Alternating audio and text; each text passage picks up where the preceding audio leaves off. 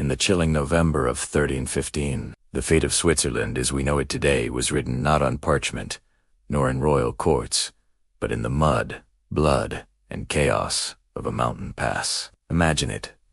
A narrow path winding along Lake Jerry, with sheer cliffs on one side and freezing waters on the other. On this perilous trail, the armored might of the Habsburgs, confident in their supremacy, marched arrogantly into what they thought would be a simple act of subjugation. But what awaited them was not submission, it was an ambush so ferocious, so unexpected that it shattered the illusions of power and became the spark of Swiss independence. The Battle of Morgarten was not merely a clash of men. It was the confrontation of liberty against tyranny, of mountain peasants against an empire. And tonight, we are going to uncover how a handful of determined Confederates turned one of the mightiest dynasties in Europe into a tale of humiliation. This is not just history, it's a story of how the impossible became inevitable, and how a single battle changed the destiny of a people forever. Stay with me, because what you're about to hear will challenge everything you thought about medieval warfare and remind you that sometimes the underdog doesn't just survive.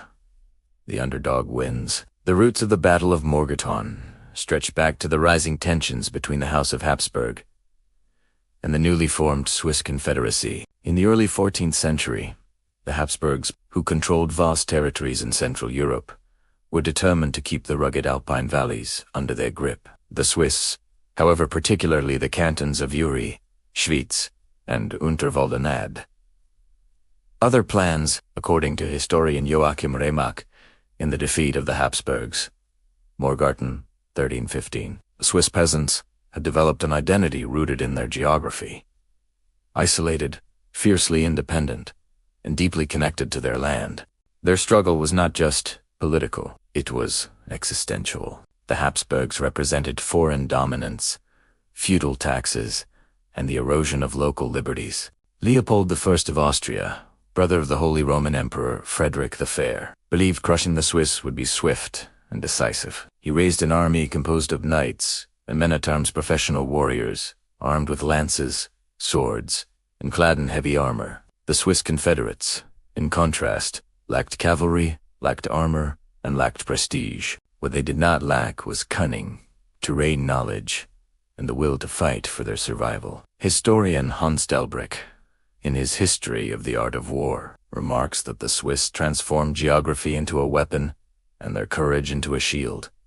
They knew they could not defeat the Habsburg cavalry in open plains. Instead, they would force them into the jaws of the mountains. On the morning of November 15th, Leopold's forces advanced along the narrow path near Lake Jerry. The terrain was treacherous steep slopes, slippery mud, and no room for maneuver. It was here, at Morgarten Pass, that the Swiss prepared their ambush, armed with halberds, pikes, clubs, and stones.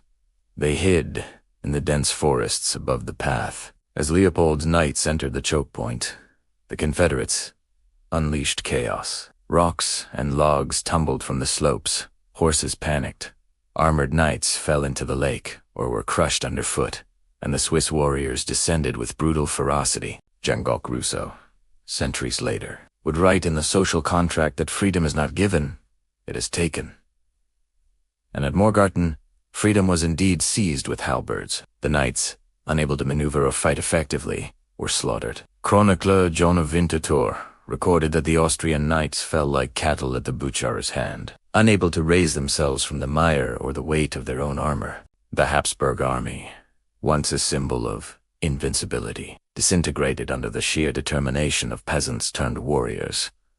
This was no ordinary victory. Morgarten became the symbol of Swiss resistance, the mythos of David versus Goliath, retold in Alpine form. The Confederates signed renewed pacts of alliance in the wake of their triumph, cementing their unity and setting the stage for the Swiss to become a unique force in European politics. Historian William Urban, in Medieval Mercenaries, highlights that the Swiss infantry set foreshadowed a military revolution where disciplined foot soldiers could challenge and defeat armored cavalry, rewriting the playbook of medieval warfare. But beyond tactics, Morgarten's importance lay in identity. For the first time, the Swiss were not simply cantons. Loosely connected, they were a nation in the making, forged and the crucible of resistance. To the Habsburgs, it was humiliation. To Europe, it was a warning. Never underestimate those who fight for their homes. And now, dear viewer, let me pause here. You're journeying with us through the forgotten valleys of history, reliving moments that textbooks often reduce to footnotes. If you want to keep uncovering these battles that shape nations but rarely make it into the spotlight, then this is your chance. Subscribe to Vertex of Time. Here, every episode is more than a story. It's a battlefield brought back to life, where every clang of steel and every cry of defiance echoes through time. And let me ask you, what battle would you like to see brought to life here next? Your suggestion might be the very story we tell. Returning to Morgarten, the aftermath was monumental. The Confederates, emboldened, became increasingly resistant to external rule. The Habsburgs, despite their resources, failed to reassert control in the region for decades. Historian Jonathan Sumption, in his trial by battle, notes that Morgarten shook the foundations of feudal arrogance, proving that mounted nobility were not the undisputed masters of the field. It also encouraged other regions in Europe to recognize the potential of infantry-based armies, a shift that would culminate in the great military transformations of the 14th and 15th centuries. The Swiss themselves would become renowned mercenaries in later centuries, feared across Europe for their discipline and ferocity. But this reputation had its seed here, in Morgarten, where the idea that peasants with pikes could defy kings and dukes first crystallized. Morgarten was not the last stand, but the first roar. What makes this story so compelling, and why it resonates even today, is that Morgarten was not supposed to happen. By all logic, Leopold should have crushed the Confederates. History, however, is often written not by the powerful, but by those who dare to resist. It is this unpredictability that makes battles like Morgarten so captivating.